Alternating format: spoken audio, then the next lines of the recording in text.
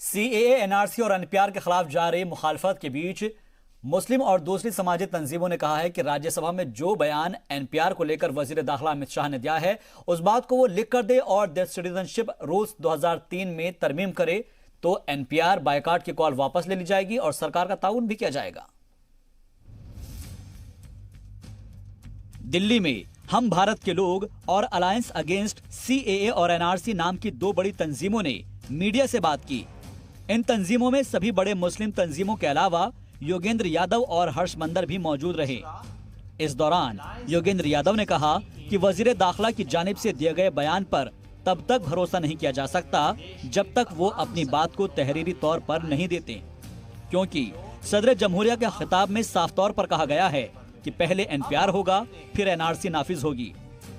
योगेंद्र यादव ने मांग रखी है कि सरकार the citizenship rules 2003, rule number 35, rule number 43, rule number 44, rule number 72 और रूल नंबर को खत्म करे और सिर्फ मर्दमशुमारी कराए। अब हम कहते हैं कि गृह मंत्री जी, आपने पार्लियामेंट के फ्लोर पे जो बात कही, जिसे आप देश के नाम आश्वासन कह रहे हैं, उन्होंने कहा मैं देश का गृह मंत्री पार्लियामेंट में बोल रहा हूं, अच्छी बात है, लिख के दे दो। अब हम कहते हैं।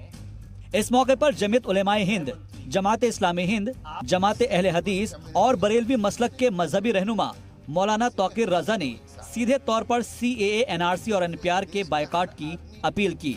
इन तंजीमों ने कहा कि उन्हें सरकार की बातों पर भरोसा नहीं। एनपीआर और एनआरसी से सिर्फ मुसलमान मुतासिर नहीं होंगे बल्कि मुल्क की बड़ी आबादी मुतासिर होगी।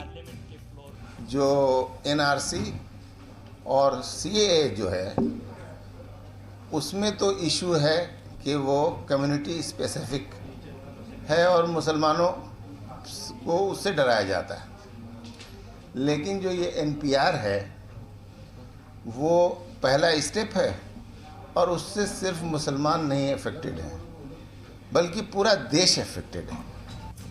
इससे पहले राज्यसभा में वजीर दाखिला अमित शाह ने कहा था कि एनपीआर में किसी को भी कागज दिखाने की जरूरत नहीं है, न ही किसी के सामने डी वोटर लिखा जाएगा। हालांकि इन तंजीमों ने उन 13 रियासतों से भी एनपीआर के खिलाफ नोटिफिकेशन जारी करने की अपील की है जिन्होंने एनआरसी और एनपीआर के खिलाफ असेंबली में करारदाद पास किया है।